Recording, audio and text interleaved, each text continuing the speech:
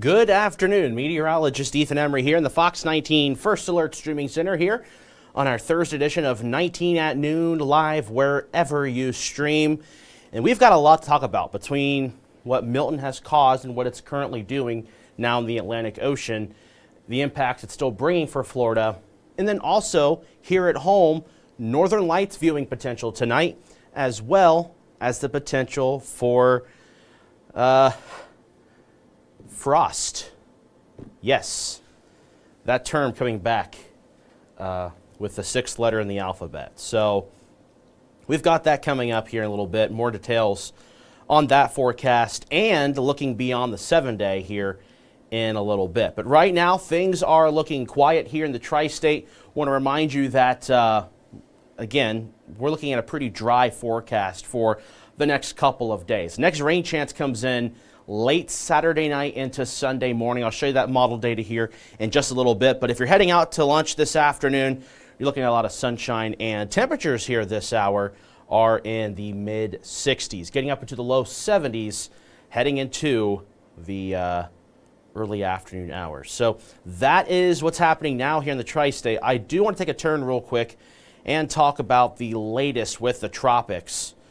So we're going to pull those graphics up here in just a moment, and then we'll proceed with our local forecast here. Just because Milton impacting so many in Florida, and I know a lot of people in this region have connections to Florida, whether it's family living down there, vacation spots, friends living down there. I have some really good friends who live in Sarasota who are being directly impacted by this. So it's really important for us to discuss this, of course, here. So I do want to show you the latest with Hurricane Milton. It is now still a Category 1 hurricane, and the winds are around 80 miles per hour.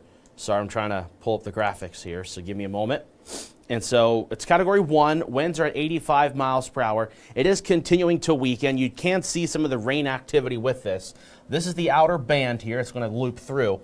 But still some decent rain coming down from Orlando to Jacksonville, near Daytona Beach, looking at some moderate to heavy rain there. Nothing severe from what I had seen earlier, but there could be some storm surge for these locations, as well as the potential for tropical storm force winds in the shores of the U.S. But the hurricane force winds are out in the sea now, in the Atlantic Ocean at this point. But again, still Category 1 here at this point. And so let me try to pull up the latest warnings or watches. Try to pull that up real quick. I want to remind you, we are live wherever you stream. If you have any questions or comments, want to join us here on this conversation here on 19 at Noon, you can head over to our Fox 19 Facebook page, as well as my Facebook page at Ethan Emery WX.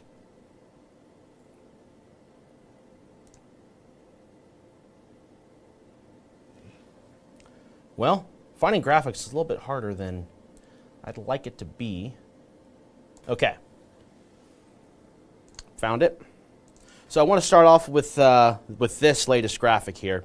This is a look at tropical storm watches, tropical storm warnings, hurricane watches, and hurricane warnings. And right now we still have tropical storm warnings. This is for the southern portions of the South Carolina coast. So that includes areas like Hilton Head Island, down towards Beaufort, South Carolina, and then also all of the Atlantic coast of Georgia, just that little sliver there, including Savannah, and then over towards Brunswick, also Jacksonville, Daytona Beach, down over towards Orlando, down almost to Fort Pierce, where tropical storm warnings are still in effect because of tropical storm force winds being possible. Winds being anywhere between 45 to 70 miles per hour possible with that,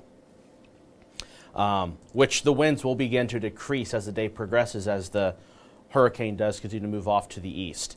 We also have storm surge potential in these areas here this afternoon. So we'll begin down towards Fort Pierce, an area not under tropical storm warnings right now, but up to 3 feet of storm surge will be possible there today. Towards Melbourne, towards Merritt Island, in Florida could see storm surge up to 6 feet. Same goes for Daytona Beach, Palm Coast, St. Augustine, Jacksonville, Brunswick, Georgia, St. Mary's looking at storm surge up to 6 feet. Then you go further north, Savannah, Beaufort, Hilton Head Island, Charleston, including Edisto, Isle of Palms, Mount Pleasant through there. Those areas also looking at storm surge up to 3 feet, which a lot of those areas through there, that does lead to some minor flooding in some of those intercoastal communities there in South Carolina.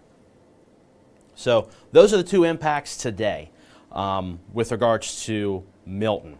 And right now, it does have winds at 80 miles per hour, pressure down at 983 millibars. It is increasing, which is a sign of weakening with low pressure systems.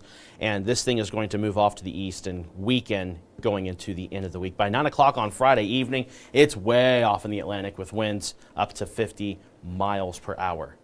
And then the last note I want to make with Milton before we conclude things, as I want to show you the storm reports, because there were a lot of reports yesterday in Florida, of course, between storm surge, which was the biggest factor with Milton with regards to it being widespread, because flooding, you know, it's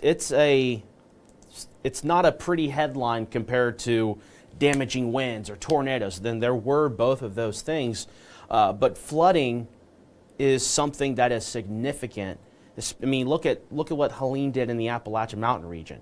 Now, granted, the amounts weren't quite as significant in Florida as that, but still, you had storm surge plus the flooding rains. You get a lot of reports of flooding and significant rainfall. Some of these rain gauges here, I wonder what the amounts were. 11 inches, that's a lot of rain. That's over towards Lake County.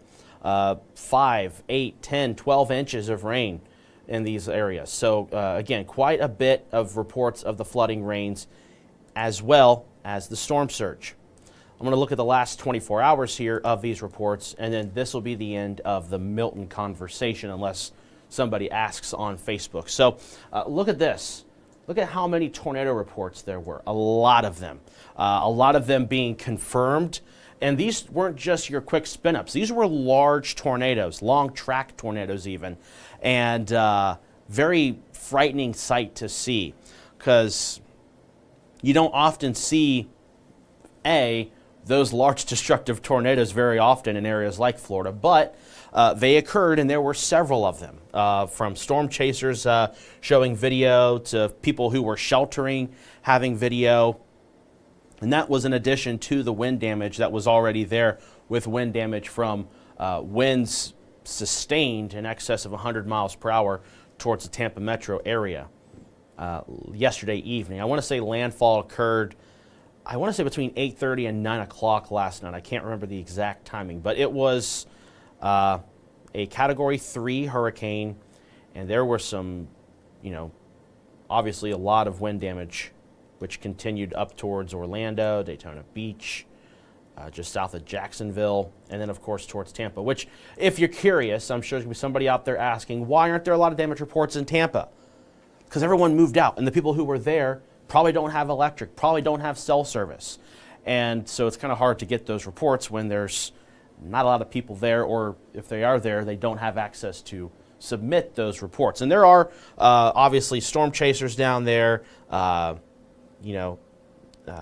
TV stations that are down there. I got a couple friends who are down there in Sarasota who are hunkered down, but their most important thing is letting people know, hey, where are the National Guard located? Where are certain things located for them for assistance? The reports will probably come in delayed, because right now the reports aren't the biggest concern. The more concerning thing is, are people safe? Do they have resources? So that is the latest with Milton. Let's shift gears now to our forecast here at home. This just came in earlier this morning at around 8:30. Now, remind you, the data comes in, or the data is rather taken and analyzed Tuesday morning, and then they release it Thursday morning. And this is what the drought monitor shows now. So abnormally dry conditions through much of the tri-state, southeast Indiana, portions of northern Kentucky, much of southwest Ohio, but Up here towards, say, Waynesville, much of northern Clinton County from would be, I believe, Cowan Lake over towards Sabina, Lees Creek, Harveysburg up in that direction, and then also northern portions of Highland County towards the Greenfield area under moderate drought conditions. Everyone else no longer under moderate drought conditions.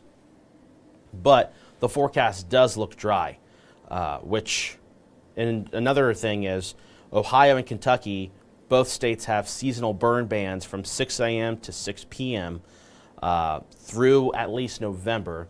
So if you're wanting to burn something, please contact your local fire department or maybe contact your emergency manager of your county. Ask some questions, know what you can do, because every place is a little bit different. But let's go ahead and look at the forecast. Things are quiet today. We've got a lot of clear skies out there. It's because of high pressure centered just to the north of us, and this thing is not allowing much in the way of cloud cover. You can see kind of the direction of the clouds, if it'll allow me to draw. There we go. So if you see the direction of the clouds, they're kind of moving in that fashion here. It's because of a big ridge of high pressure, which is off to the west. So let me go ahead and try to widen this out. So we've got a big ridge of high pressure here. The surface high is somewhere right in here, but this big ridge here is going to allow for temperatures to warm up this weekend before this area of low pressure up here towards Canada is going to make its way to the region and bring in some big changes in the 7-day forecast. So let's go ahead and first talk about today's forecast high. 72, by the way. A lot of sunshine. And, okay, come on. There we go, 72. A few degrees above normal, but not too bad here for this afternoon. And this evening, we got clear skies, and we've got the northern lights moving in. So here we have it. This is the Aurora forecast. We need to see a K index of at least 6 to see anything here in the tri-state. And what the forecast is a K index of 8. To remind you what happened in May, that forecast was a K index of 8. So this is, I don't want to compare it because every kind of system, there's different conditions and things of that nature that can make it a little bit different compared to other things in the past. But this could be comparable to that in May. So what you want to do this evening into tonight, go away from city lights and look north. Northern Lights, it's in the name. So the timing right now looks to be between 8 p.m. and 2 a.m. However, as I've always mentioned, space weather prediction is a very tricky thing. I am no expert on it. I just relay the information from the Space Weather Prediction Center. As a scientist, I understand the complexities with this, but I'm just going to relay the information from the Space Weather Prediction Center. They are much more diligent with this stuff than I could ever be. But the timing right now looks between 8 p.m. and 2 a.m. for the northern lights here in this region. And let's hope it doesn't happen earlier, because that means it's going to be still daylight when that happens. But right now, the forecast does favor 8 p.m. to 2 a.m. Again, from the Space Weather Prediction Center. And then after tonight, the chances are pretty much gone at this point. Though, if it does get delayed for some reason, like what happened last week, if it does get delayed, then we'd be focusing on tomorrow night. But right now, there's a lot higher confidence with it happening tonight versus what happened before. So, let's go ahead and move to our next topic of conversation, and that is this weekend. So Sunday is going to be a breezy day, and we've got a cold front that's going to make its way through here going into Sunday night into Monday, and I think this front is, oh gosh, yeah, this graphic is very outdated. Let's not use that, although that's my graphic. I'm going to delete that.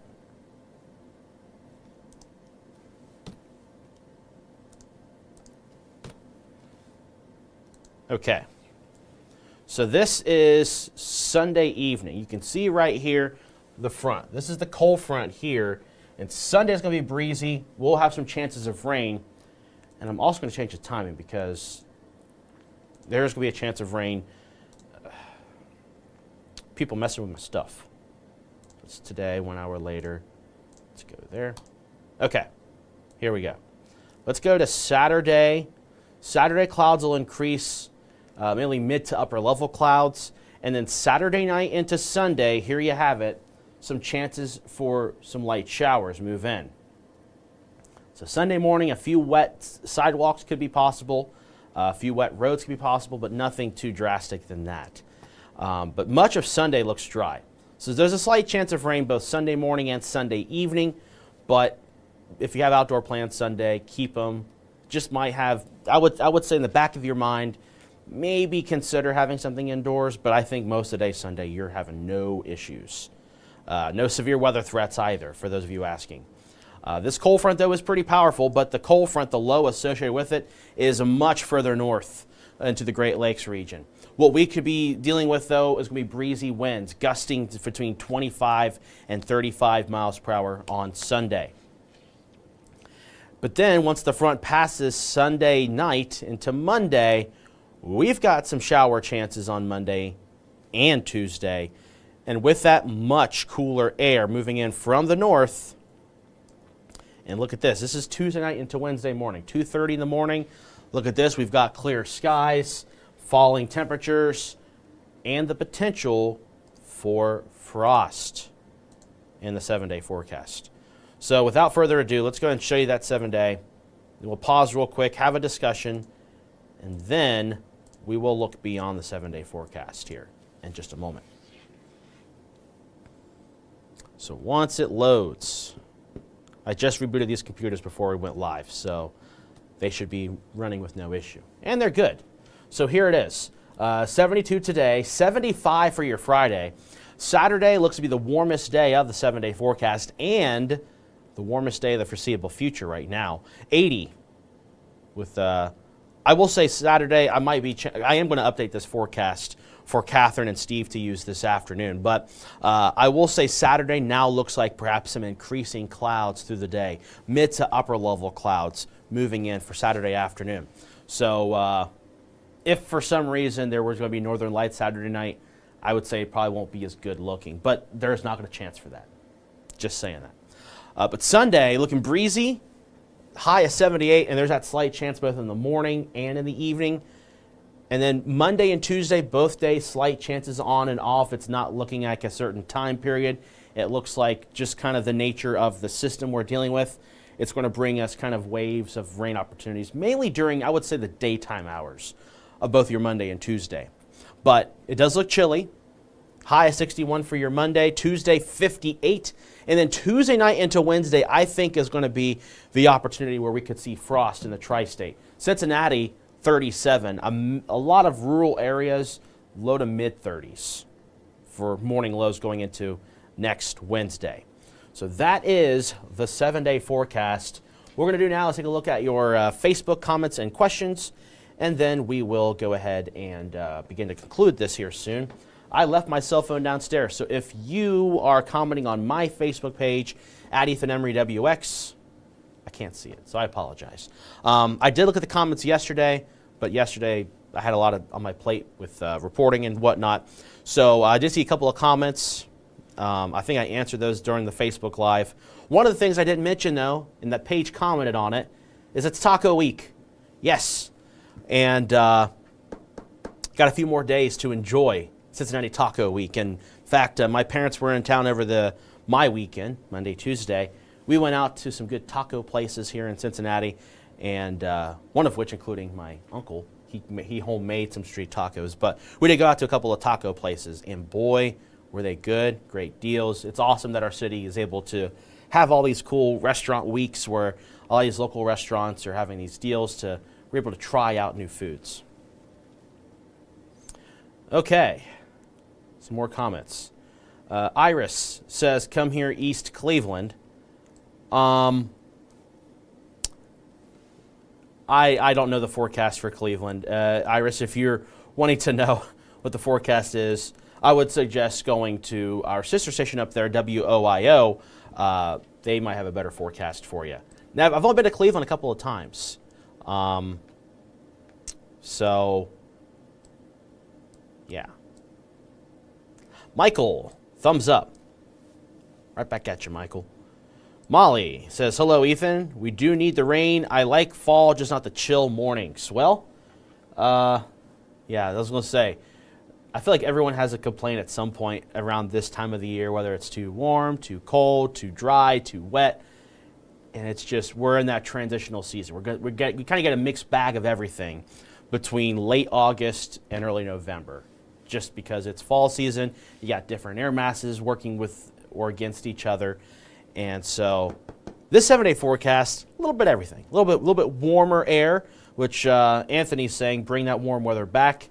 And we do have it back for Friday and Saturday. Excuse me. But Anthony, you're not going to like next week. It does look pretty chilly. And I will say that in the Beyond the 7-day forecast, we'll show you here in a moment, the warmest day, I believe, is just 72 degrees. In fact, we'll go ahead and do that now and show you that beyond the 7-day. So you see here, we've got those temperatures going into October 17th, 63 degrees. Going into the weekend of the 19th and 20th, low 70s for highs, mid 40s for lows, and then going into the 21st, 22nd, 23rd, high temperatures kind of remaining in those low 70s, morning lows in the upper 40s. And towards the end of the month of October, there is more signals for what looks to be a big cool down here in the tri-state. And of course, that far out, kind of more difficult to give you those specific numbers. But this is the 14-day forecast for you. So going into the weekend of the 19th and 20th, temperatures will be a little bit above normal in the low 70s for highs, mid 40s for lows. But nothing too drastic. We're not looking at any kind of heat waves, nothing like that. In fact, a stat that I didn't point out on 19 at noon yesterday was that yesterday was the latest day where Cincinnati has seen temperatures at or above 90 degrees.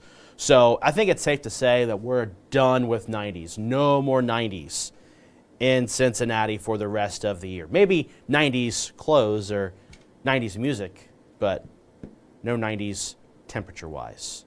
Unless you're going to use other units of measurement. Fahrenheit, 90 degrees Fahrenheit, we're done with that. But Saturday is the warmest day of the next 14 days at 80 degrees. So that is your 7-day. That is 19 at noon. Anthony says, good, I take that. Yep, not too bad. We got a couple warm days Friday and Saturday.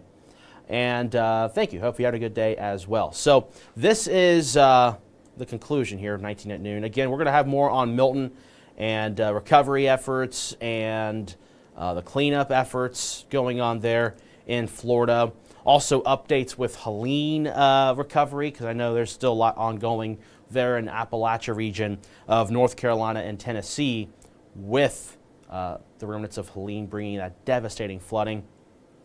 And by the way, my story yesterday was in Fort Wright. They're collecting donations there of non-perishable items up until tonight. So 5 o'clock, you got about 4.5 hours if you want to donate stuff and you're in and around northern Kentucky. Go to Fort Wright. They're accepting donations, and they're going to deliver those tomorrow morning and arrive in North Carolina by tomorrow early afternoon to a town called Old Fort, North Carolina. But yeah, pretty active in the tropics the last couple of weeks.